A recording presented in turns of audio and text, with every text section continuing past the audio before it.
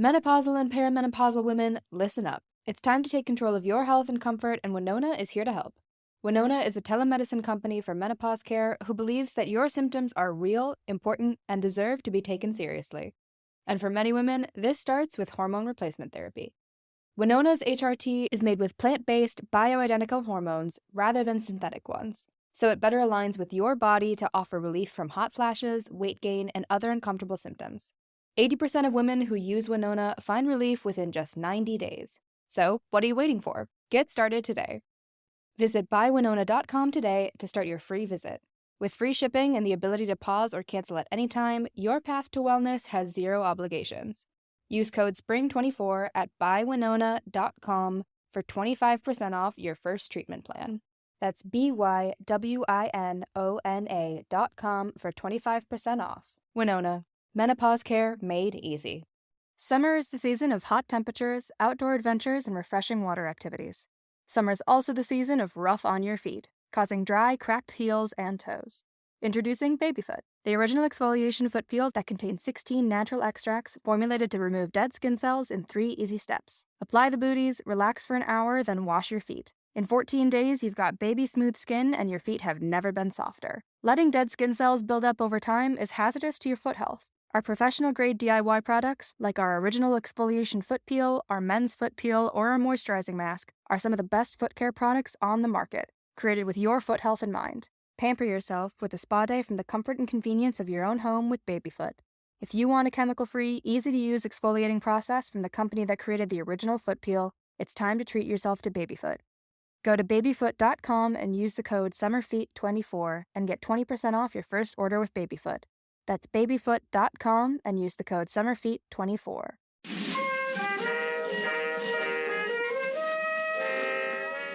Hello, and welcome to Too Stupid to Live, a podcast that reviews romance novels $5 and under.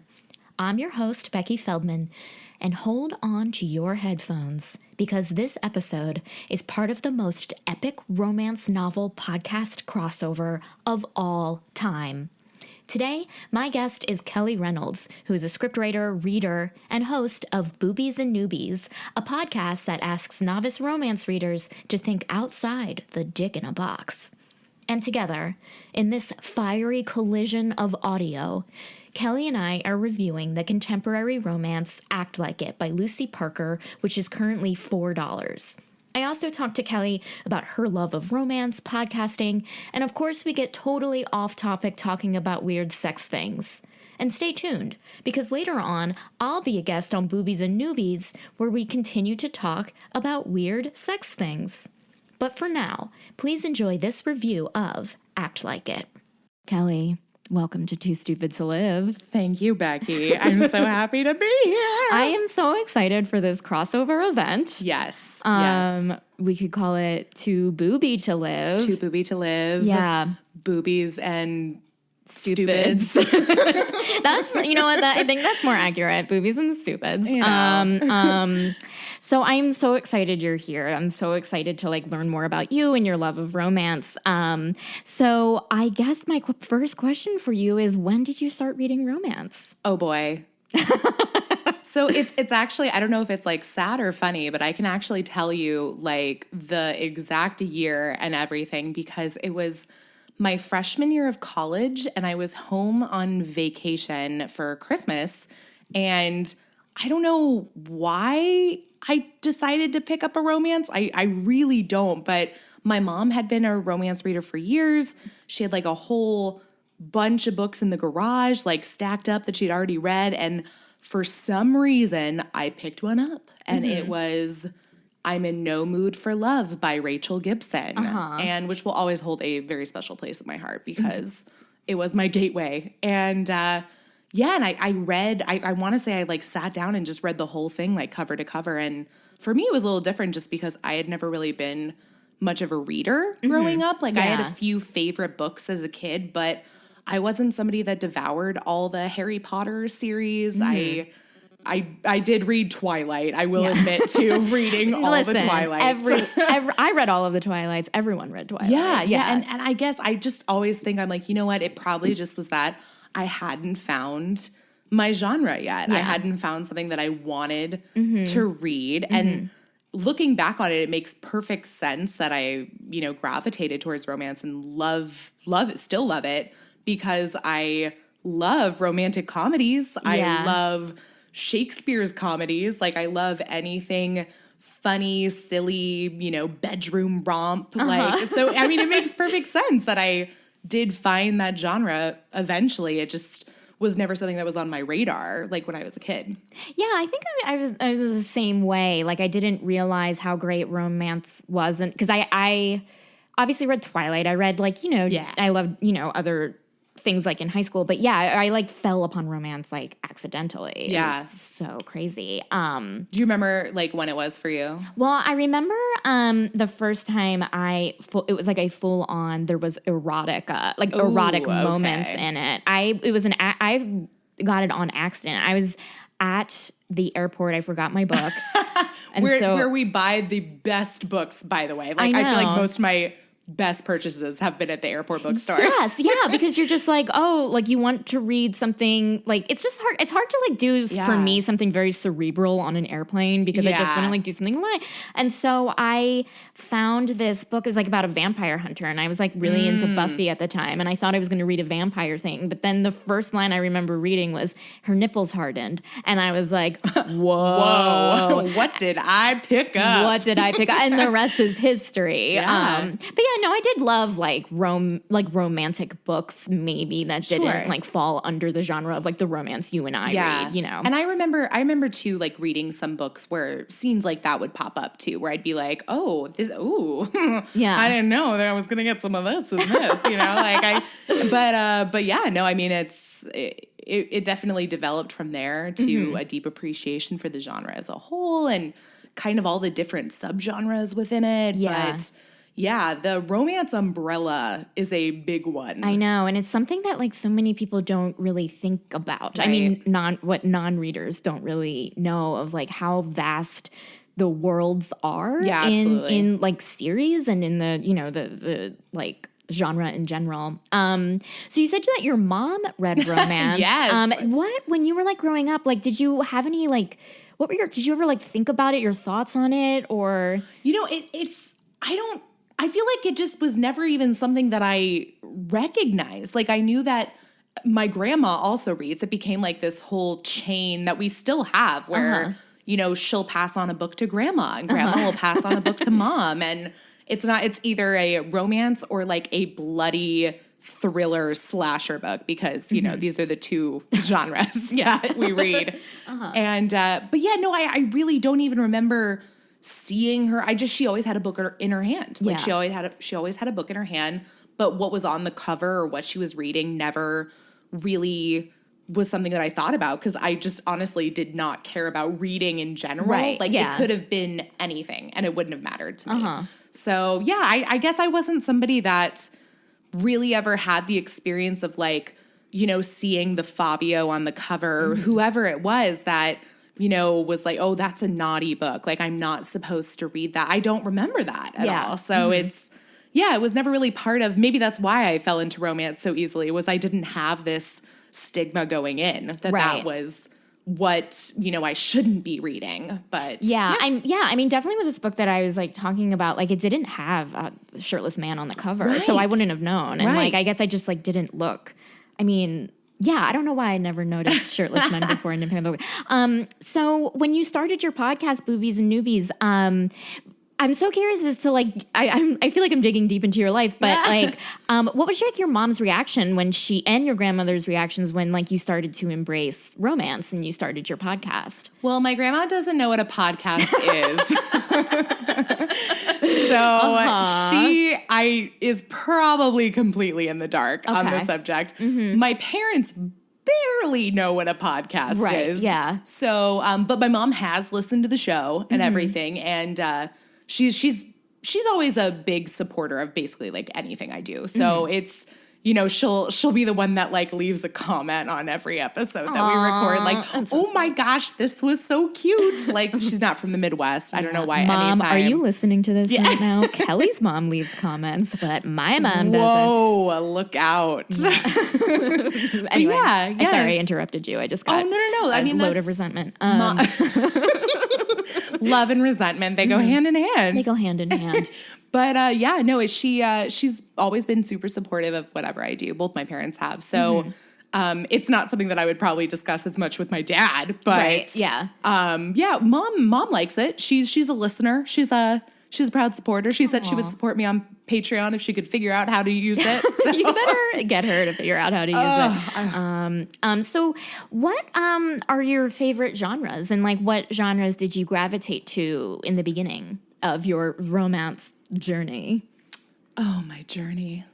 I feel like for the most part, I always gravitated a little bit more towards contemporary romance. Probably because the way I picture it is it's like reading a romantic comedy. Like it's like reading what you would see. So many times I've read one where I'm like, oh my gosh, this would be the cutest movie. Oh my gosh, Sandra Bullock. Oh my gosh, Katherine Heigl. So that's always been like the easiest for me to gravitate towards. That's not to say I don't appreciate a good historical romance. Right. Like, especially if there's like a cool twist to like where it takes place or the time period or the characters. Like I read one where she's like the first female doctor in England, in that time period. I'm like, ooh, that's cool, but yeah, so contemporary first. I feel like I have read a little bit of everything. Like, you know what, though? I have not read a dinosaur romance. This episode is brought to you by LifeLock. Between two-factor authentication, strong passwords, and a VPN, you try to be in control of how your info is protected. But many other places also have it, and they might not be as careful. That's why LifeLock monitors hundreds of millions of data points a second for threats. If your identity is stolen, they'll fix it, guaranteed, or your money back. Save up to 40% your first year. Visit LifeLock.com/podcast for 40% off. Terms apply. Are those out there? They are. They're out there. I don't. Wait, is it like shifter dinosaur romance, or is I don't know. Like... I don't know. I really don't. Like it's something that I've seen out there, and it was actually brought to my attention by a listener, and I was like, wait a second, is this like a real thing? Is it like a parody? So I'm not sure. But I do like a good shifter romance. I guess it's so funny because I really do love paranormal stuff, but I feel like I don't really read that much paranormal romance. Yeah. I don't know why. I was a big fan of True Blood and the book series that it's adapted from, the Sookie Stackhouse series. But besides that, it hasn't really been as much of a thing. Maybe Twilight just like disappointed me so much that I was like left with feelings of resentment. Like that just I kind of set aside the rest of the vampires in the world. Yeah. I feel like I did have to take, like got in, like I loved vampire stuff. Right. And they were so hot for a while. So hot. And then, it's so weird, but like I still love vampire romance, but if I had my choice of like, you're on vacation, what do you want to read? I would be like, I need to take a break from vampires. I mean, is it because you go sunny places and you're like, oh, well, this couldn't happen? Yeah. Unless you're Twilight and you break all the rules. I can break all the rules of vampire. Oh my God. Yeah. Don't get me started on that. More often, instead of reading like a specific genre, I'll read a specific author. Like I'll find authors that I really like, or, when you pick up a book and there's like the little blurb recommendation from another author. Yeah. And if it's somebody I know and like, I'll be like, oh, well, if she likes this book, obviously I'm going to like this book. So. Yeah. And that's what's so nice because like so many authors are so, they're present on Twitter and elsewhere. They're very supportive. They're supportive of readers. And I think that's just what's so nice in terms of like finding a book that you want to read. Yeah, it's a fantastic community. Yeah, I really do love it. I am so curious about like, do you still face stigma from non-romance readers? Do I personally face stigma? Yeah, like are you feel like not... I don't know. Like, do you still feel like it is a stigmatized genre? Oh, yeah. The genre itself. Yeah, I think so. I mean, it's even, and I don't know when this podcast will come out, but even in the last couple weeks, I feel like I've seen multiple articles come out in magazines and websites where it's somebody talking about romance erotica that clearly probably has never actually read romance and erotica. Yeah. It's kind of like, you know, with our recent Oscars, it's kind of like the Green Book effect where it's like, yeah, it's, you know, it's just somebody telling you like, oh, well, this is what romance is and what it should be and we should be empowered by it. And I'm like, yeah, but you're not being empowered by it. You're not, you know, this is coming from someone who's clearly never read the genre or, you know, been I mean, it's just really interesting that I'm like, I can't believe there still is a stigma, but I mean, there are also so many stigmas that still have to do with sex in 2019 that True, I feel like we've come so far in so many ways, but then in other ways, you're kind of like, well, what's the holdup?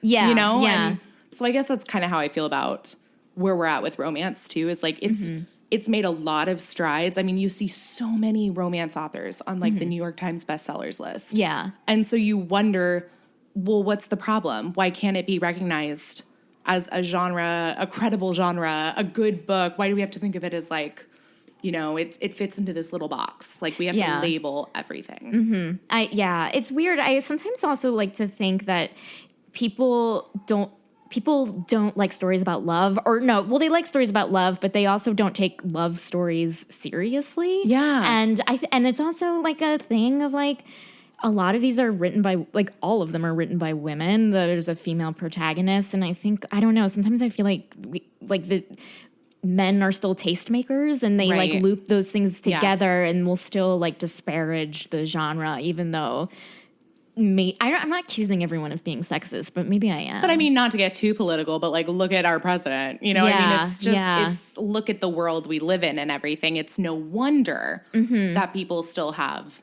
specific ideas or ideals that are just so outdated that, you know, I mean, sex and dating and everything that surrounds them evolves. Yeah. And so it's like, why can't this evolve as well? You know? So, totally. Yeah. Or I guess it is evolving. It's more of like, why can't our perception of it evolve? So no, I don't know. It's really interesting because it's true. Everybody I've had on the podcast for the most part has had a very specific idea of, you know, what the cover of a romance novel looks like. And I'm not here to read a good story. I'm here to read a romance story. Like it doesn't necessarily equate to being a legitimate novel. It's a romance novel. You know, I'm like, well, it's the same. It's a novel. It's the same thing. I know. Yeah. Like whenever someone was like, oh, like when I'm reading a real book, you know, the term real book. Oof. And it's like whenever someone says that, I know they mean well and they're like, oh, a different genre. Absolutely. But like when it's like, you know, people that I've interacted with who are not my friends and disparage romance novels. Yeah. And when they were like, oh, it's not a real book, I'm just like, you don't know what books are. Yeah. Well, you know what? Everyone is entitled to their own opinion. I'm a firm believer in you can't really judge something until you try it. Yes. Like, I don't see why you can't just read a romance novel, see how you feel about it. And then also have to remember, like we do on both of our shows, I'm sure, have a lot of people who this is the first time they're reading a romance. You can't necessarily judge an entire genre based off of one specific book or, you know, one specific character. So, I mean, it's like anything. It's, you know, try a little something new and see if you like it. What didn't you like? Okay, great. Let's see how we can curb that and try it a different way. But yeah, I don't know. It's interesting. It's mind-boggling. So mind-boggling. Minds are boggled. Well, so this month, I'm asking the question, how did you come up with the idea for Boobies and Noobies? Like, I know you have this thing of you want people to try something new, and it's so great. But like in particular, what was that spark for you? So I knew that I wanted to start a podcast about romance novels, specifically because I feel like they get shit on too much, and I wanted to change that. And so I kind of looked at what podcasts were out there about romance novels, Too Stupid to Live included. What? Oh, yeah, that was definitely, because I feel like, thing. oh, you know, I feel like when I started, though, and when I was just thinking about starting Boobies and Noobies, there weren't as many romance podcasts as there are today, which is exciting. I love seeing that more people kind of have the same instinct and message, like they just want to put it out there. Yeah. Love it. I mean, why not, you know? Sure, and, we need it. People are always like, are they competitive? I'm like, I don't know. I kind of listen to everybody. Me too. It's great. Yeah. Because everybody has their own spin. And that's sort of what I wanted to do, was I wanted my own spin on, you know, the podcast, and not just to review romance, but specifically to review romance with somebody who had never read it before, and to maybe change their mind, persuade them to, you know, not only try something different, but to correct the way that they were thinking about something, specifically romance. So that was the whole intention, was just to, I had friends who for years had not necessarily mocked me, but like kind of poked fun at the fact that that's the genre I like. And I would say, well, give it a try. Like, why haven't you tried it? And so when I started the podcast, a lot of them were like really excited to be a part of it and give it a shot. It was the excuse I needed to make them try a romance. They needed the incentive. So it's for you guys. Yeah. It's so funny because what's so refreshing about listening to your podcast is hearing people say in the end, like, this was great. Like, I had no idea that romance was like this. This is a great story. These are great characters. And I feel like a lot of the times you always choose like very good intro books for people. I do try to pick not necessarily books that I've read, like, because I do try to pick new books, or books that have come out in like the last year, and I try to pick books that are sometimes by authors I know or recommendations by authors I know. But that being said, I've also like done the crapshoot a few times too, and just picked books that I thought had a funny title, or I do that, you know, too. sounded Sure. interesting, or I've even let the guests pick the book before too. I always give everybody the option of, do you want me to pick one? Is there something you don't want to read? Like, is there any specific kink that you're interested in or not interested in? So yeah, there's always a lot of choices when it comes to deciding on the books we read. So do you think there's a type of book that you like that, or like a genre that you like, where like if someone was like, I want to read a romance, and you're like, don't read that genre first? Oh boy. I mean, you know, it's interesting because some people want to jump head first into the genre. Like, they're like, give me the sexiest fucking thing you've ever read. And then some people want the opposite, where they want to dip their toes in. So it would depend on the person for sure. Yeah. Something that they would not, I guess I wouldn't necessarily recommend someone starting romance with maybe a multiple partner book. Okay, yeah. Like, interesting. Yeah. ménage, I don't really love the term, but the reverse harem. Yeah. What's the new, isn't there a new term we're using to describe it? I mean, is it polyamorous or no? I guess it could be. But yeah, it's I don't love the term reverse harem. Yeah, there's different there's certain like issues with that term for sure. But like just a book that involves you know, multiple relationships. I guess it could be polyamorous. But yeah, that might not be necessarily the one that I would recommend to people to start with, just because I feel like you're also, when you have multiple partners in a book, you're kind of sometimes losing the romance element of it too. It becomes focused on, okay, well, she's got to have sex with this guy, this guy, this guy, this guy, this guy. And there's usually not enough time left for people to fall in love or go on a date. So, I mean, that's kind of the thing I love about romance is the sexy parts are great. Yeah. But, you know, at the end of the day, I also want to see these people fall in love. Yeah. Like, so that's what I'm looking for. And I feel like that's what most people are looking for. Right. Some people just want the raunchy bits, which is also fine. Yeah, some people are just like it dirty. Yeah. I mean, I've had a few requests of like, well, I just want to read erotica. And I'm like, great. I will find a one-handed read, and they're cheaper and like, So, it's so great. So good.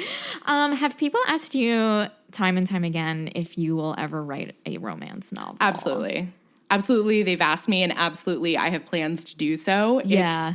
It's something that I write romantic comedy anyway. Yeah. I'm a scriptwriter, but it is something that I would love to do. Right. Yeah. Yeah. I tried doing it for NaNoWriMo last year. Okay. Yeah. But yeah. It's hard. It's hard. Like life gets in the way. Yeah. Ugh. And especially like living in LA when we're all like pursuing so many different passions at once. It's like, well, to write a whole novel on top of our lives. Yeah. And it's so different impossible. because I follow so many authors on social media that I'm like, oh my gosh, she wrote like 10,000 words today. Oh, that's incredible. But I'm like, oh, but that's your job. That's what you're doing. Like, and if I could do that too, like my dream would be to like basically whatever I do in life to make money, to then spend like a month or two of the year just secluded in like a beach house or a house in the woods or something, just something to get away and actually just sit down and write, and that's all you do. Like, yes, that would be fantastic. Yes, I'm like the same way. I mean,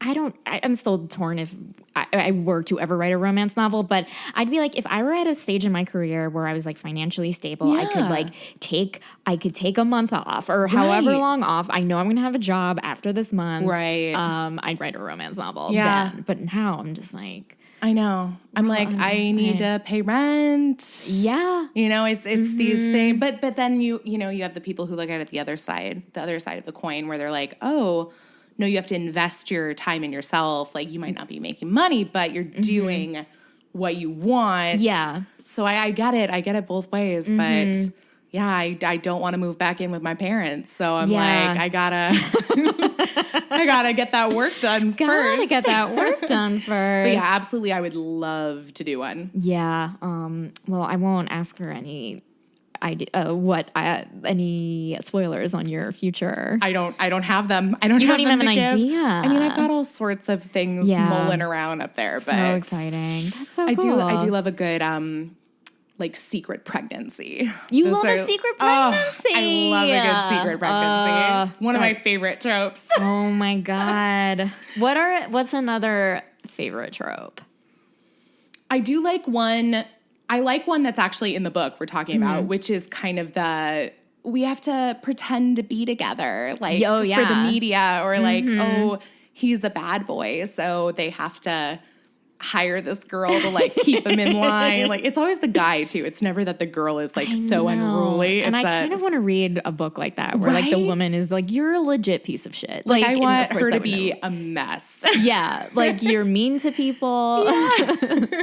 And then the guy is the one that like pulls her together. Yeah. That would be fun. It'd be different. It would be different. But yeah, no, I like that. I'm a sucker for a bad boy. Like, not bad, like mean though. Like, I don't want him to just be like a mean piece of shit. No, but like motorcycle driving. Oh, I love a good motorcycle. Yeah, tattoo having. Yes. In fact, I found that like if you like a good motorcycle man, like you like him in leather and like tattoos and everything, but you don't want like necessarily as alpha as like a motorcycle, there's like some good romances where it's like a tattoo artist and it's like a tattoo parlor. I'm like, oh, okay. So you get the tattoos. He usually like rides a motorcycle anyway. Yeah. But he's not like out in a motorcycle gang. Yeah, exactly. Cocaine or something. Even though if that's your thing, who am I to judge it? What about you? You're not about a secret pregnancy? I like a secret pregnancy. I mean, my jam is romantic suspense. I love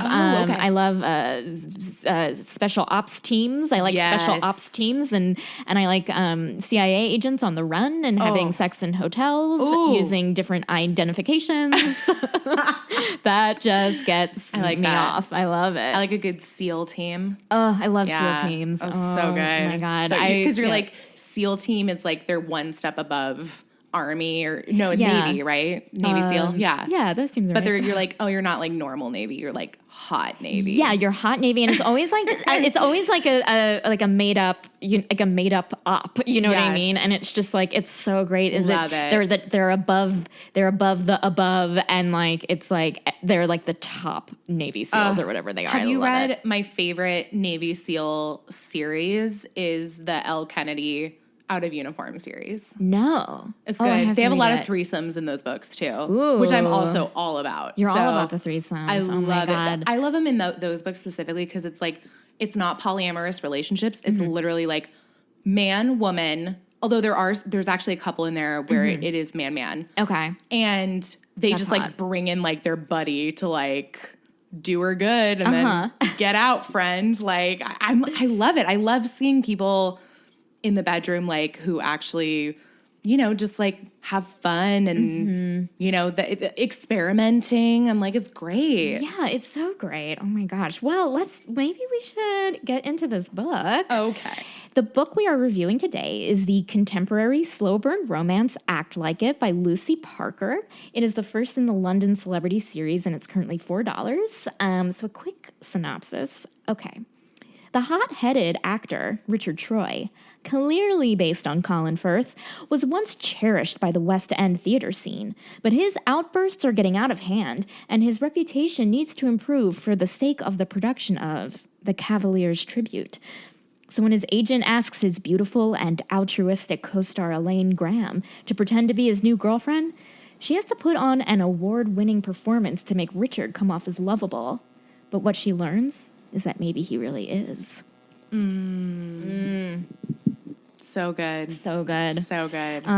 Okay, so do you want to take a look at the cover first? Analyze it. I have it right 'cause here. I don't think. Okay. Yeah. Okay. I have seen it. Yeah. I was gonna say I read the Kindle edition. Yes, So yeah. the cover like pops up, but you don't really like get a hot second to look at it. So okay. They both look way sexier than I pictured either character. Same, yes. Not complaining. Act Like It, London. Yeah, I was really excited. I actually didn't look it up, but I was like thinking Lucy Parker is probably a British author. I think she's New Zealand. Oh, interesting. In Okay. New Zealand, yeah. Okay, yeah, because it is set in London. It's set in London, and I had assumed like, oh, she probably knows a lot about London. Yeah, so. and they use a lot of words in it that are like kind of British slang. Yes. Like enough Yeah. so that I was like, oh, this is probably written by somebody who's like lived in England at some Right. point. I mean, she could have. Yes. Yeah. Yeah, they are both some sexy looking people. She's got like a stellar haircut. It's such a good haircut. That's like my first. Like wavy hair. She's pulling off bangs with the wavy. Like hair. I have bangs and wavy hair, and I wish I looked like this cover model. Yeah. Like that's probably how I think I look on my best day, and it's not anywhere near.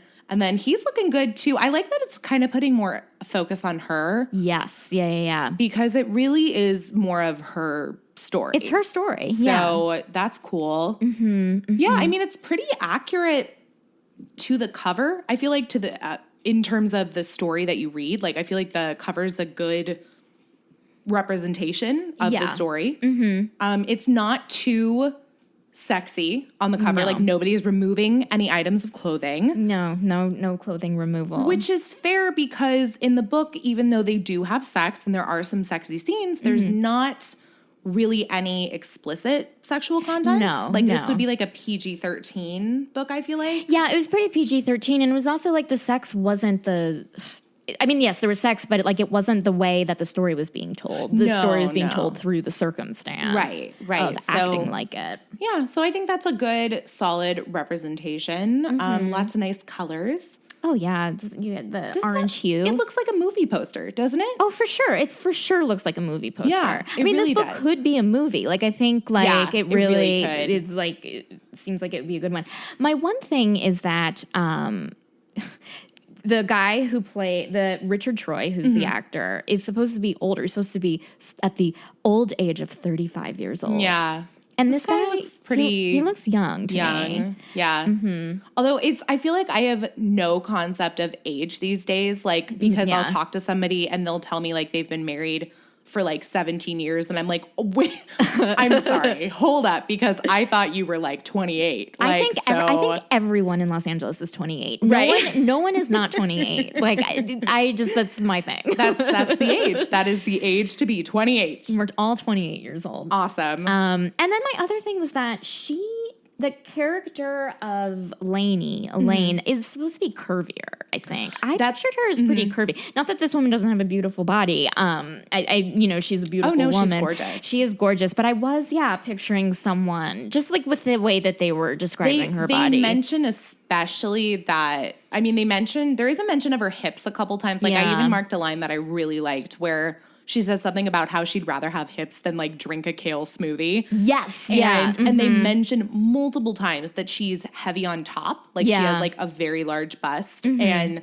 that's like worked against her sometimes, but also like in her favor because like, men are pigs. Yeah. And so, it's definitely not how I would have pictured either of them. I mean, they're both very sexy people on this cover. Oh yeah, that's not. I don't not like the cover. Yeah, but you're right. It's. I feel like most of the time though, when there are cover models, and maybe that's why I like a lot of romances where they don't actually have models on them. Yeah. But yeah, I feel like they're usually.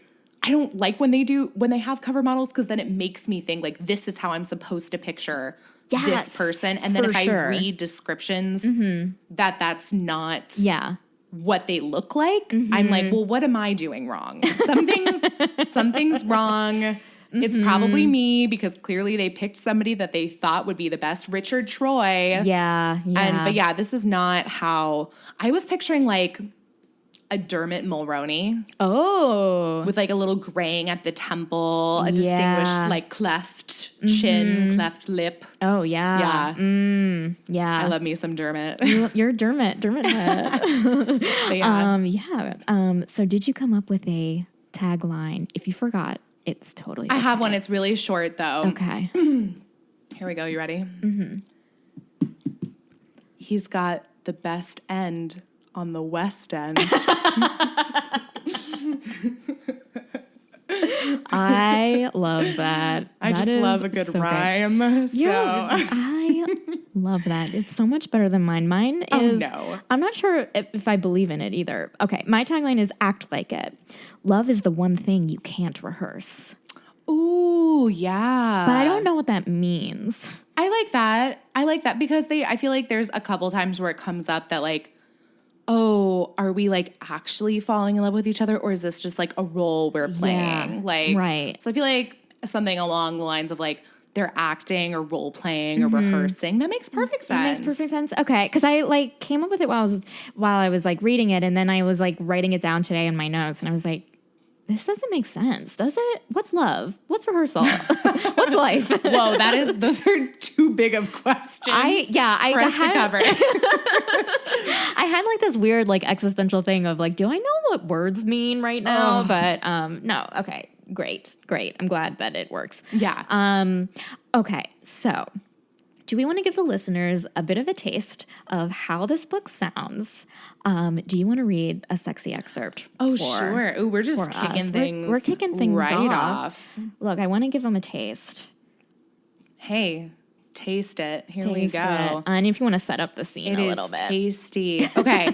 So there aren't a lot of sexual moments in this story. Like there's some sexy moments and a lot of foreplay, which personally I usually find much sexier than the actual sex in stories. So if you like that, like you're going to be nice and happy like I was. But this is when they have sex for the first, I think it's the first time. And it's almost 60% of the way through the book. Like, so there's definitely a good slow build. It's a slow burn. It's a slow burn romance. Which I like because I feel like there's just so much reward when they do get together. Yes. Yeah. So this is where, and this also just goes to show kind of the humor of the author in her words. Like I really do like her tone. So this is when Richard Troy and Lainey Graham are getting down to business. Yes. And he starts kissing her stomach. Right. Yes. She was slightly self-conscious about her stomach. She didn't have the DNA or the willpower for visible abs. Generally, she preferred men to pick a direction, up or down, and not linger in the middle region. It was so obvious from Richard's expression that he found her completely and unconditionally attractive that she let out a slow breath and relaxed in his arms. He tugged her legs upward, bending her knees, and kissed the inside of her thigh. His mouth came down to blow warm breath against her expensive knickers, and she gave herself a mental high five for leaving the Spanx at home again. She didn't need any Bridget Jones-esque comedy for their first time together. Great reference. Mm-hmm. Raising her hips, she wiggled the underwear down her legs and sent it flying with a careless flick of her foot. Their hands met on his belt buckle. She grinned up at him, her eyes sparkling and happy, and he touched the pad of his thumb to her lower lip. That's hot. It's hot, and it's like they're just taking off their clothes, you know? Yes. So yeah. I do like to, on the next page, he they're both naked, and he comes, on top of her. And doesn't come on top. He's like, Please, no. whoa, hold on, rewind. Hang on a second. He lays her read? down and lays down on top of her. Yeah. And he says, okay. I'm like, I love that you're asking her. I know. Okay. That's yeah. so sexy. Oh. Yes. Yeah. This guy, he was just he's this cranky guy. Right. He always has something to say. He's always getting into tiffs with people, Yeah. but he's believes in the autonomy of women. Yeah. And it's so it makes him so sexy. And I'm like, Right. don't change. You don't need to change. And I love to that he's very unapologetic about who he is. She understands who he is. She's like, yeah, he's an asshole. I know, but when they're together and it's just the two of them, yeah, it's really, really sweet. It is sweet. Yeah. So yeah, that's what I picked up. I loved it. So I have a part which I thought was interesting. Let me find it. Okay. Hang on. Oh, that's a picture of a dog. Okay. So here's Story of my life. So this is what I thought was interesting. In the beginning, so these two are set up to pretend to be a couple to save to save the. I'm going to keep calling him Colin Firth, to save Richard from being ruined in the press and sell more tickets to their what sounds like a terrible show. What's it called? Cavaliers Something Tribute? Cavalier. The Cavaliers Tribute. I kept thinking of In Singing in the Rain when they're like, we'll make the dancing Cavalier. That's what I kept picturing.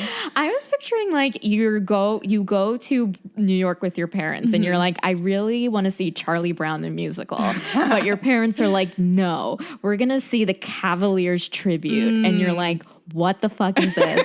And then you're in this theater where you're watching a play and you don't understand, and it's 3 really hours long. It's 3 hours long, Yikes. and then you have to leave, and your parents are like, well, that was culture. I'm like, no, I wanted to see Charlie Brown. Okay, anyway. Okay, so, all right, so this is their first foray into the public. They go to this party and pretend to be together so they can have the cameras, snap their photo, and they have a kiss. Mm-hmm. But what I thought was so interesting was that the way the author writes this kiss, it's a shitty kiss. Their first kiss is really shitty, and I was like, oh my God, you never see something like that. So, okay, I'll read it. All right. A camera flash went off nearby, and Lainey spotted the photographer turning in their direction. With a sigh that almost parted her hair, Richard lifted his arm and slid it around her waist. Pulling her up against him, he smiled down at her, and the creases reappeared around his sardonic blue eyes. His warm breath gently fanned her ear, and he ducked his head and whispered, "You're habitually overplaying the death scene." Okay. Her own eyes sparking retribution, she returned the smile and laughed, light and tinkling like an absolute idiot. She could feel herself tensing, knowing what was coming next, and had to steel herself to not physically lean back from his mouth. It was the most sexless, unexciting kiss she's had since primary school, when a 7-year-old boy had kissed her on a dare and then run off screaming to stick his face in the drinking fountain. Eric Westfeld had used more tongue on the back of her hand. Oh, that was some guy who kissed her hand. Okay. After that's the gross guy that tries to assault her later. I know. Oh God, that guy. We should talk about that though, because I thought that part was interesting. Okay. Okay. After a couple of seconds, there was another camera flash, and Richard removed his lips from her person, looking equally bored. There, said their proud surrogate mother. That wasn't so hard, was it? I thought that was so interesting. Yeah. Because it was you never read bad sex. No, you're right. One of the things I really liked about this book in general, but I wrote down especially when it comes to the sex and the romance, is it feels really real. Yeah. And that's something that, one, is interesting when it's a story about actors. Yes. You're just kind of like, oh, interesting. Okay.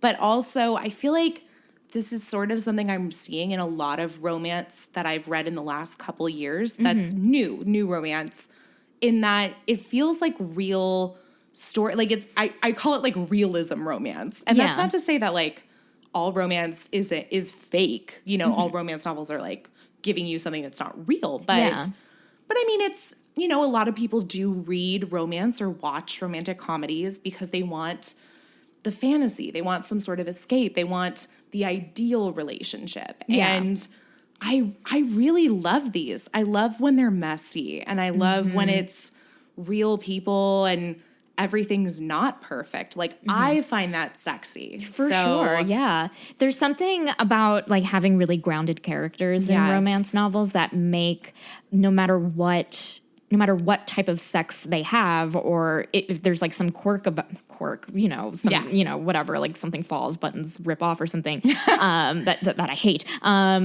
It's so cute because it's relatable. We relate to those people, and we're seeing ourselves, even though there's like awkward moments, like they're still going to have hot sex, and we're like, yay, that could be us, And that's gotta be what attracts me to it, is I'm like, oh, this is so much easier for me to picture something like this actually happening to me in real life. Yeah. As opposed to, I meet this, sexy motorcycle guy on his hog, and he's like, hey, come nanny my children. Yeah. And I'm also a secret billionaire who owns an island. Like, oh, if I had a nickel for every time that happened. I know. Woof. My God, it's weird because we were in a private island billionaire house right now. So good. I'm so impressed you found your true love. Let us use this. His abode. Yeah, it was a bitch getting here, but worth it. 3 boats. Yeah, I mean, my God, the stopover on those other little islands. Yeah. So, it's interesting that you brought that up too, because there was their first full-on makeout scene that they have. They're in her house. She had so the character Lainey, she's is like in charge of charities. She's really into giving and volunteering, and she runs this marathon, almost passes out as one does. Yeah. And they go back to her apartment to like change or something, and he's with her because he's accompanying her everywhere. And they have their first full-on real kiss. That's probably my favorite scene in the whole book. It was so good. It's either that or when they go to like the fair and he's like fondling squashes. Like, it's between those two. But yeah, when they have like their makeout session on the couch in her apartment, and she's like in her sports bra, sweaty. And I mean, I'm just like, oh my God, this is great. And it's so real. Yeah. And it's so awkward but also sexy. Yeah, I mean, they like really nailed down because some like making out on a couch can be like weird sometimes, because you're like, what do I do with my body? And you're like, and she like almost knees him in the crotch a few times, and I was like, this is so relatable but like also hot. But then also they were like, oh, we can't do this. Yeah, what then are we they doing? just like stop it. I'm like, oh, why'd you do that? You didn't have to do that. Stop it. But I understand pacing. Pacing is important. But I also like that too, because I feel like I either read an article or saw something online recently where it was all about how, especially in movies and TV nowadays, there's this idea that when characters kiss, it immediately jumps from them kissing to them in bed together. Yeah. Or them waking up the next day from being in bed together. And I love that usually in romance, there's kind of this series of events that you expect. Like sometimes it starts, with them in bed, or, they have a quick hookup or something. But I feel like more often than not, it'll start with like, oh, here's the kiss, and oh my gosh, we shouldn't have done that. And then it progresses to maybe a little bit of fondling, and then maybe a little bit of oral, and then eventually they have sex. I mean, it really is a nice way to see kind of a more accurate representation of what dating usually is. Like sometimes it's a hookup, but a lot of the times it's kind of getting there. Yeah. And it also like kind of makes kissing feel important. Oh, you know yes. what I mean? Those are my favorite books. Yeah. I love books where they're like, they put so much emphasis on kissing that you're like, oh my gosh, this is like a lost art. It is, yeah, because like it's a intimacy unto itself. Yeah, for sure. Which is like I always love it. But then I also love they meet and they fuck. Yeah, like, for sure. great. Yeah, and that's not to say I don't enjoy the stories where they meet and on page 7 they're like, in bed together. Yeah, but there is something very beautiful about like seeing smaller moments that feel passionate, but they don't maybe look as passionate as a full-on fuck sesh. Those are the moments of romance. Like those are the moments, like usually when there's like more of a slow burn, I get to see the characters actually fall in love or, learn things about each other. It's not just about going to the bedroom and then like we talk after that. Like I like seeing the moments where they don't have sex, where they are bonding. Like I always think like the most intimate moments are when people, and in real life too, are when a couple like spends the night together for the first time, but they don't have sex. Yes. Like it's just like a sleepover. So I'm like, okay, that says something about your relationship. It does, yeah, for sure. It's so funny. You mentioned like people getting to know each other first because that's like essentially what this book was. Yeah. It's just like these two getting to know each other. I am curious as to what you thought of Lainey's character. I did feel a lot of connections with Lainey. Yeah. Because I asked that we read.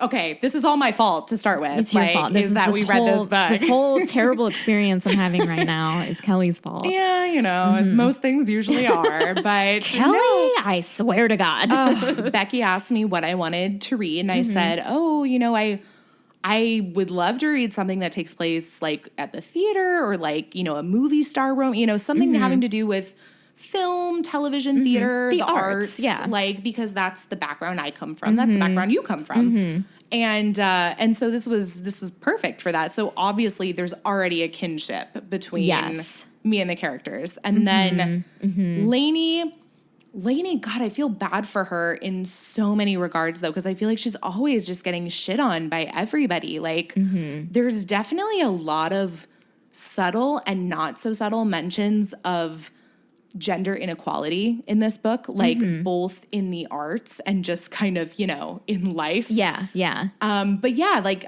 she's basically put into a corner and said, you have to be this guy's pretend girlfriend. She gets kind of slandered by the media because she starts dating Richard, and she recently broke up with another actor who's in their show. She's still in their show, yeah. Will, what a dick. Will Farmer. I know, awful, right? But yeah, and then she almost gets assaulted by Westfield. There's just so many moments where I'm like, whew, you're really taking a lot for this profession, but that's so real. That's so real. And yeah, I felt she was really fun. She had a lot of funny things to say about, who she is, what she wants.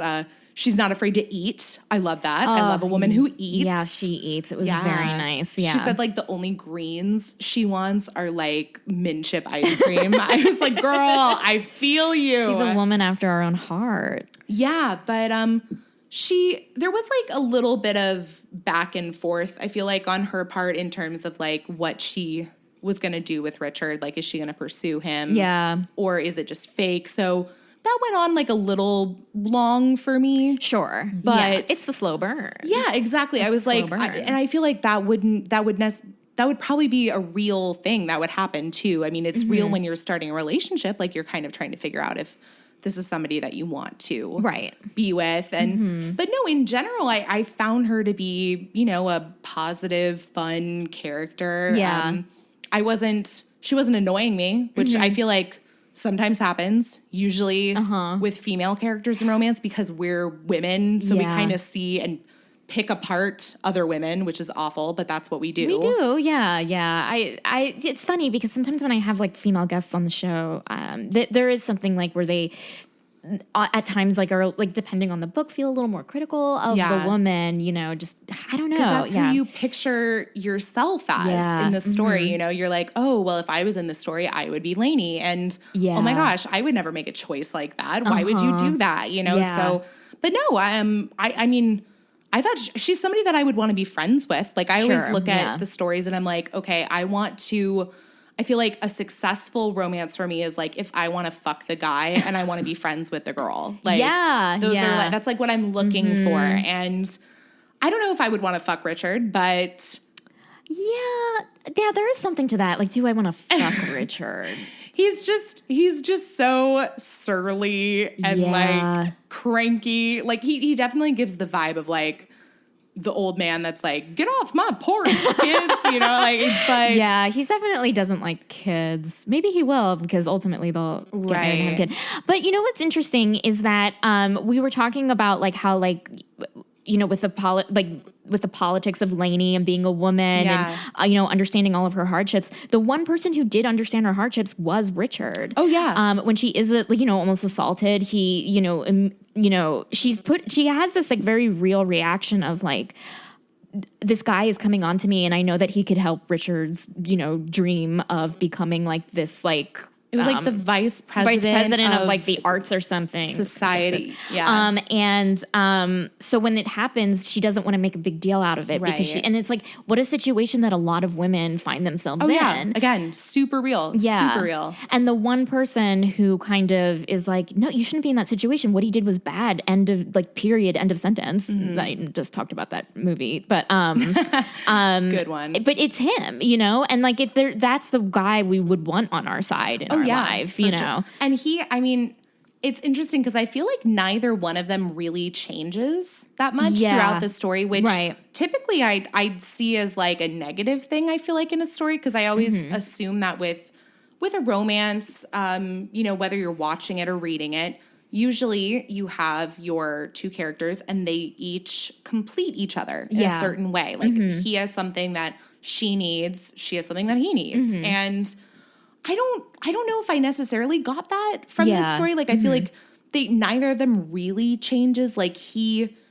kind of says exactly what he thinks and feels all the time. And but even in that point where he like defends her, he's saying what's right. Like he's saying, you know, what should be said. And so he always just kind of goes with what he's feeling and thinking, and sometimes it comes across as rude, and sometimes it's brutally honest, and sometimes it's the sweetest thing ever because it's real. Yeah. I mean, this guy has a clear sense of right and wrong, and it seems like a lot of his, like, you know, when they were talking about, like, well, you threw a dish at someone in the Ivy or whatever, and he's like, no, he threw a dish at me. And it's like, oh, okay, you really didn't, you're not really that bad. Yeah. You know what I mean? And so, he has a very specific, like, code of ethics that he, like, lives by. And none of them seem crazy. Like, it's not like he's just like yelling at people for no reason. Yeah, he's like standing up for like injustice. You know, like weird his like, and obviously he has like, he can be a brat and is egotistical and all that stuff, but like definitely not to the point where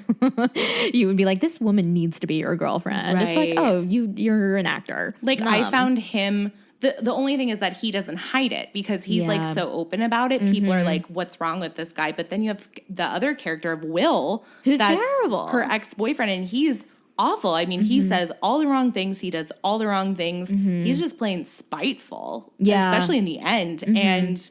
But because he doesn't show that to the public, and I mean, there's so much commentary about image in this book. I mean, it's it really is. It's really great for, I feel like, anybody who is in the arts at all, like they would find so many connections with this book. For sure.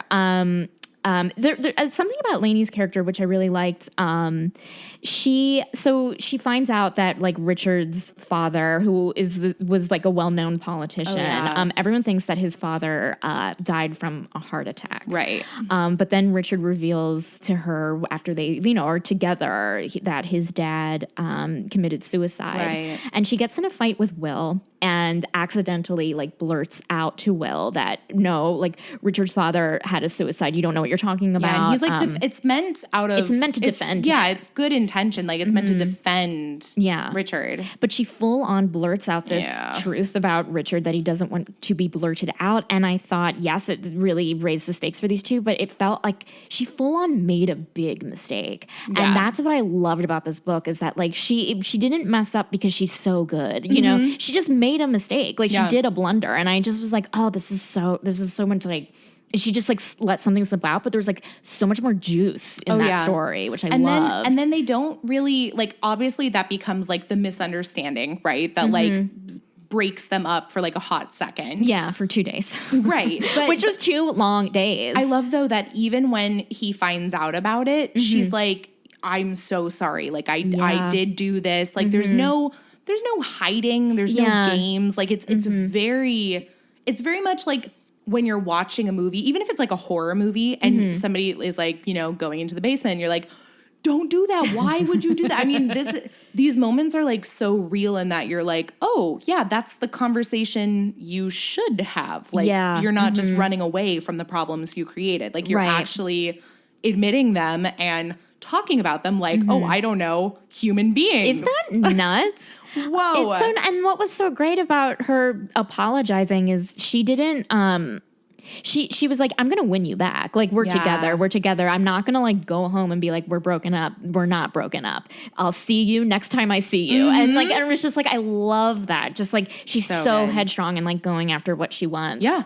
It's true. No, I really did appreciate their characters. I love the choices they make. I love when they make mistakes because I'm like, it shows you're human. You know, it's his mistake, I mean, is really just like kind of throughout of like the way he is, I guess. Yeah, like he just kind of handles things differently. He's snotty and like kind of, you know, is a bit is pompous as to like, you know, he hates movies and TV, but he loves Doctor Who. So there's a weak point. Oh yeah. Well, and she loves Midsummer Murders, so I'm okay with it. I love the Brits. Oh my God. There's so much Brit love out here. Yeah, for sure. What was I going to say? I forgot what I was going to say.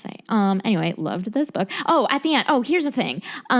With Will. Yeah. So he's just like portrayed as he's just this asshole. Like we all know he's an asshole. But I feel like him being in the story didn't raise the stakes enough for me. No, I mean, he's also very one-dimensional. Yeah. Like, I feel, you know who else is even more one-dimensional is Chloe. Yeah, like, yeah. There's like a bunch of side characters in this story that I don't know if they necessarily need to be there. Right, like, it's fine that they are, but I'm with you in that you're just kind of like, well, is this taking us to a new place? Like, without Will's actions, would this misunderstanding have happened? Right. Like, I don't like when we put too much on the side characters. Yes. Yeah. So I'm with you with that one. Yeah. I just felt like, you know, like if Will is a threat, if he's a full on threat to Richard, if he, you know, he probably needs to be fleshed out a little more with like some kind of good quality, whether he was good in bed or he had, you know, like there was a chemistry, or just make him like straight up evil too. Yeah, like that's because that was the other thing is I kept thinking that maybe because there was so much media revolving around how she went from Will to Richard, I was like thinking, oh, that's going to be like where the misunderstanding comes from. Like they're going to use that against her to make it seem like she and Will are back together and Richard's going to misunderstand that. And they like tried to go there and then it was like he didn't believe it or, you know, it was just like, oh, no, I know you wouldn't do that. Right. So I'm like, oh, okay, I guess you trust her. Can you believe it? Yuck. I mean, that picture where they were holding hands. But in the end, with the final climactic scene where the theater blows up or something. I don't know how I feel about that. It was so weird.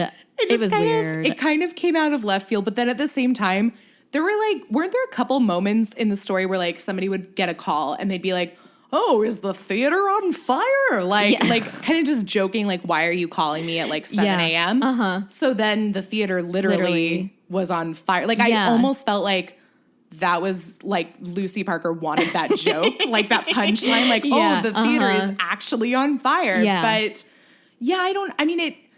it gives you the moment where Richard saves Will in the fire, like, because, and I do like his reasoning with that. Yeah. Like, it's Richard decides to save Will in the fire because he knows that regardless of whether Lainey would ever, you know, be friends with Will or want to be with him romantically, he knows that if Will died in that fire, it would hurt her. Like, it would scar her emotionally, and that's the reason he saves him. I was like, oh, wow, that's getting really deep in there. Like, it was so great. I mean, what a beautiful arc for him. You know, he really did go on just like such a significant internal journey there. And it was also like showing how much she like rubs off on him. Like, she is such a giving, charitable person. Yeah. Like, puts other people in front of her, and like and it's like, oh my God, he learned from her. Yeah. And I thought that was like what I love in romance novels is seeing people change from each other. I guess that was his changing moment. It was his changing. He's like, fine, I'll like save this guy's like buried underneath theater wood. Would you imagine him just like, I don't like you, bye, Will, and then the book was over, and I'd be like, okay, well, he dies. That's fine. Yeah.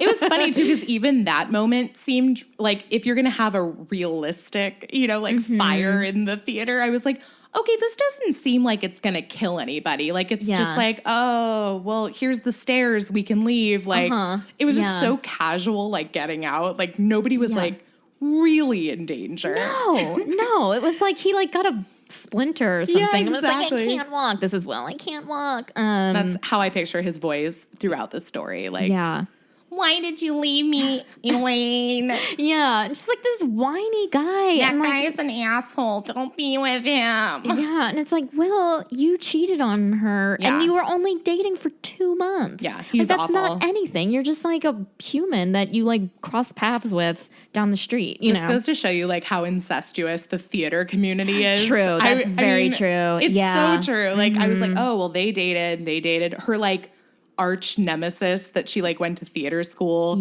is Sadie also or dating Sadie. It's Sadie. Yeah. She's like also dating her co-star on their separate theater show. I know. It's like the competing shows and competing couples. I'm like, stop it. This is like, if there was like Real Housewives of Beverly Hills, though, this is like the real theater geeks of the West End. And it's weird because it's like, you think theater geeks, you don't think like these people, I don't know, well, I guess they're stars. Lainey felt like a theater geek. Richard felt like a theater geek, but famous. But everyone else felt like starlets to me. Yeah, and like very, like what I would picture more in Hollywood as opposed to like theater. And it is like, theaters like this in London? Okay, I buy it. No, Richard is like the quintessential, like, I only do theater. Yeah. Like, although he's like considering taking like a TV role or a movie role or something. Yeah. Because, you know, got to pay the bills. I know. He's not above it. He's like, that's what's so funny to me is that like, he's just like so snotty, but then she'll like find some weak point about him that, I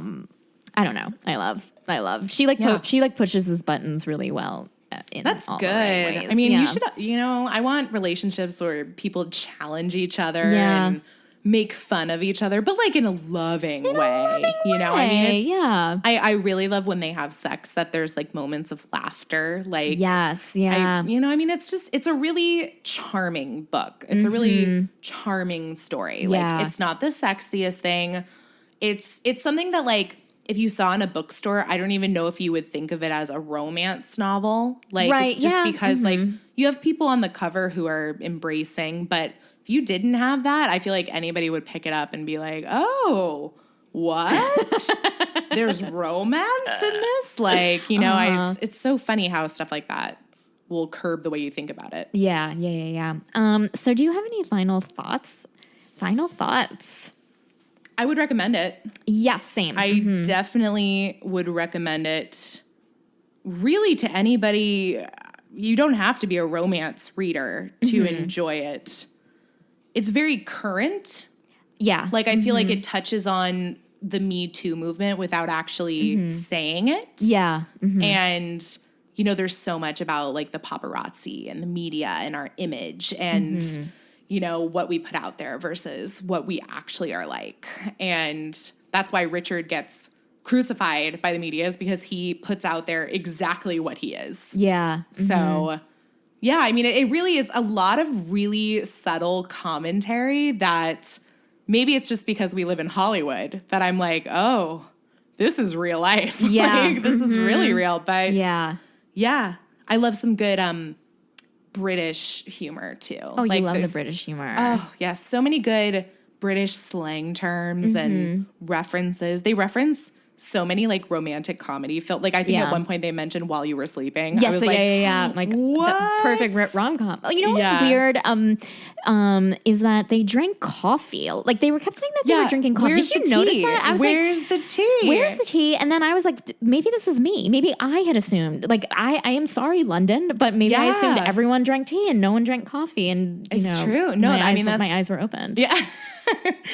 That's true. That's what I was thinking too. Yeah. Was that where's the tea? Why are we not having tea and crumpets? Yeah, it's funny because I feel like if you didn't have necessarily the like occasional British slang or references, I would have assumed it was set in America. Like there wasn't. Yeah. This could easily be off Broadway. Yeah, and I mean, it could be like, you know, I'm just thinking aloud, but it could even be like in a small town, you know, and like not theater, and it's just like some different mayoral scandal. Like it could be like it's such like this trope can be like applied to different, you know, types of circumstances. It's a which very is so fun. Universal story. Such a universal, Yeah, I really enjoyed it. Loved the characters.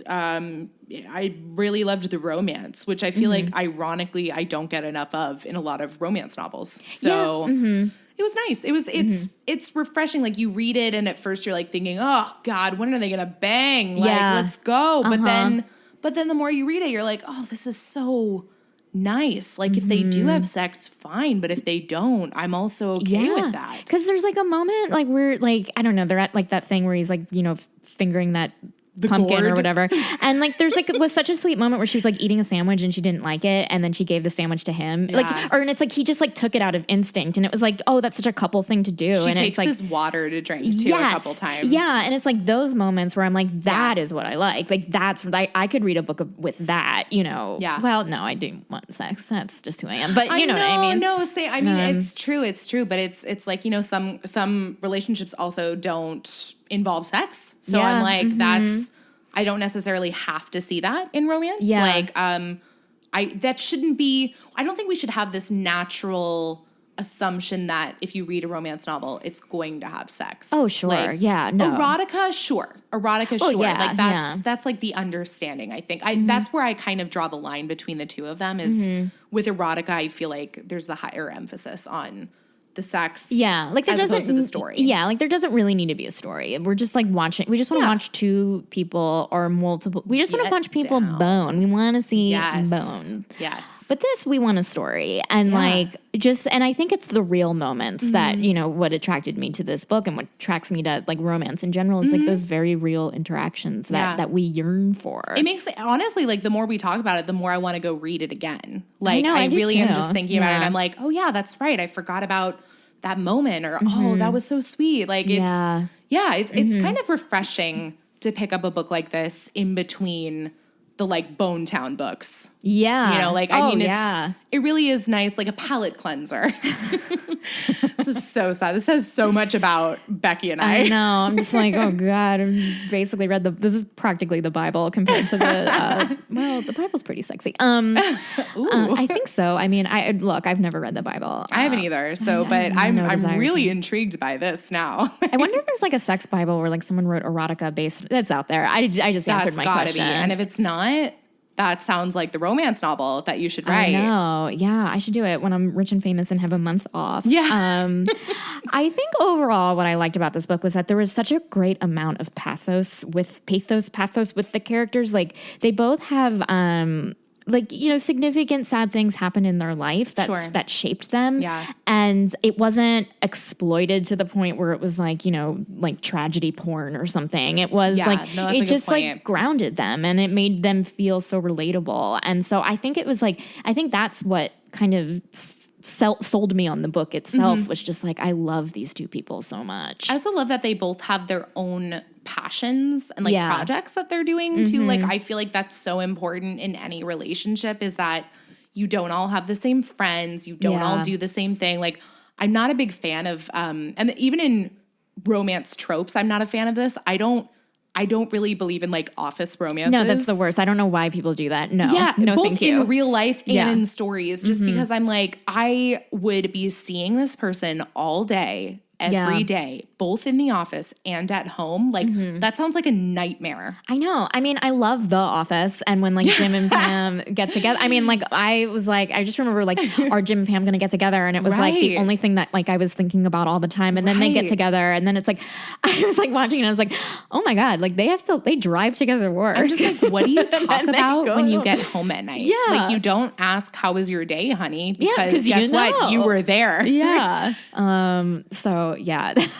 I mean, kudos to anybody that like works with their spouse. Oh God. And then there's the people who like start a business with their spouse. That is crazy. I'm just like, whoo, what you doing? Yeah. Like I hope you guys have like your separate room where whatever business you're starting, like one you're designing the water bottle that you invented and the other one you're doing marketing in a different room, because it stresses me out. It's true. Everybody needs their own time and their own passions and their own everything. Like that's not to say you shouldn't share, but I think it's like we're, you know, two independent women and we want to keep our independence. And I think there's like this thing of like thinking when you like when you get into a relationship, you're going to lose independence. And it's like, no, of course not, you know. I've been watching a lot of Queer Eye lately. Yeah. And just anticipating whenever the new episodes come out because I need more. I'm so excited. Yeah. I need more. I always need more Queer Eye. But I mean, I love when they tell them, they're like, you can't be like a great partner for your person until you like take care of yourself. Like part of being like a good partner is also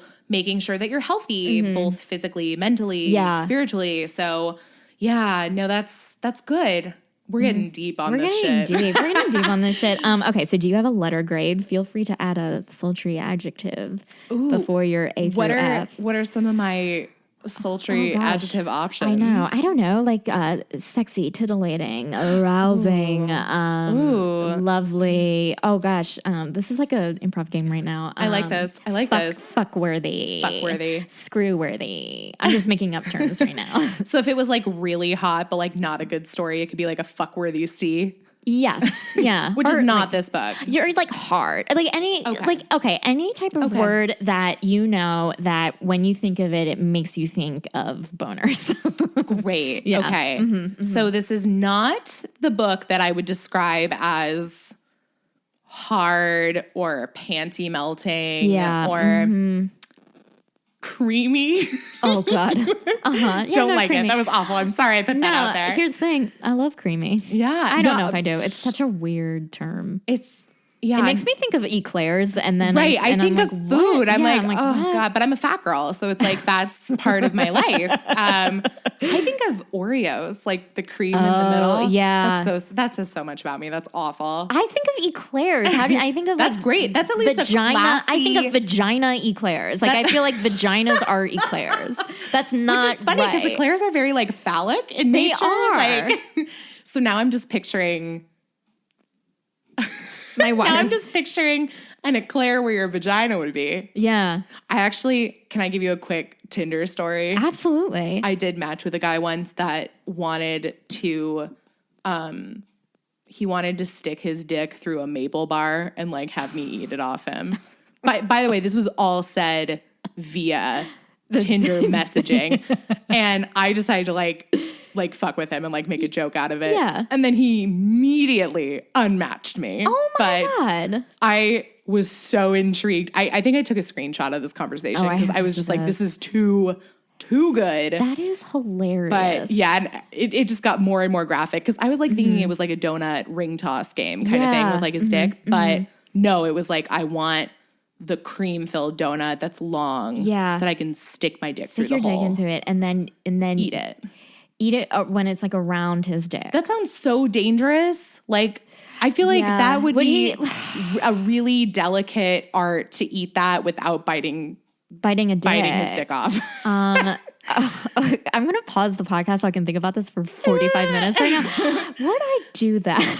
I know. I mean, the more I think about it, I'm like, you know, with the right person, because now maybe. Because like now you just put this thought in my head. Yeah. And I feel like one of these days I'm going to meet the love of my life. We're going to be married for many years. Decades will pass. And then I'm going to wake up one day and be like, can I eat donut off your dick. I heard That's true this. love. That's true love right there. Like, babe, I've been really thinking about this, and I'd love to eat a donut off your dick. I want to donut dick you. Donut dick. I want to donut dick you. Verb. Oh, I love that donut as a verb. Dick. Okay. Yeah, that's great. Okay. Anyway. I would give this, I'm trying to think of the proper adjective. I would give this the adjective's throwing me. I'm like trying to think of, because it's not like a sexy book. Like there are sexy moments, but it's more of like a sweet. I would give this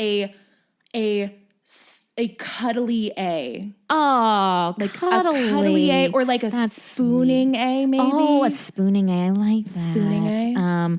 Yeah, I mean, I was going to give it an arousing A, but then I was going to say donut dicking A because I'm still going to be thinking about this. Right. Oh gosh. Yeah. I would say like an amicably arousing, comforting. Hey, there's something comforting about these two. It really is, yeah. So yeah, comforting A. Charming, sweet, very cuddly. Like, you know how there's like that genre of mystery that's called like the cozy mystery? Yes. Yeah. This is like a cozy romance. It is cozy. It's a cozy romance. Cozy A. A cozy A. It feels like I'm being wrapped around in a fluffy bathrobe of this book. This is a bathrobe book. That's what I say. Right. Well, Kelly, this was just so delightful. Oh, so delightful. Thank you so much for having me. Thank you. Guys, be sure to check out Boobies and Noobies. It's one of my favorite romance novel podcasts. I think it's such a clever idea, and I will be a guest on it soon. We are reviewing the book called My Brother's 5 Friends. So as you can imagine, it gets pretty exciting. You can follow Boobies and Noobies on Twitter at Boobies Podcast, and you can follow this podcast on Twitter at TSTL Podcast. Thank you so much for listening, and have a great rest of your day.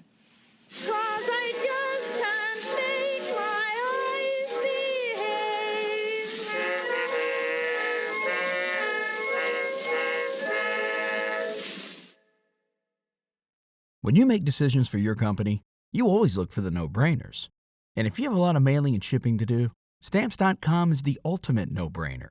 It streamlines your process to make your business more efficient, which makes you less busy. Mail checks, invoices, legal documents, books, and everything you need to keep your business running with Stamps.com.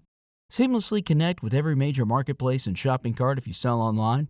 Schedule package pickups through the dashboard and automatically see your cheapest and fastest shipping options from different carriers, with rates up to 89% off USPS and UPS rates. And with the Stamps.com mobile app, you can take care of mailing and shipping wherever you are, even on the go. Make the same no-brainer decision as over 1 million other business decision makers with Stamps.com. Sign up at Stamps.com with code PROGRAM for a special offer that includes a 4-week trial, plus free postage and a free digital scale. No long-term commitments or contracts. That's Stamps.com, code PROGRAM.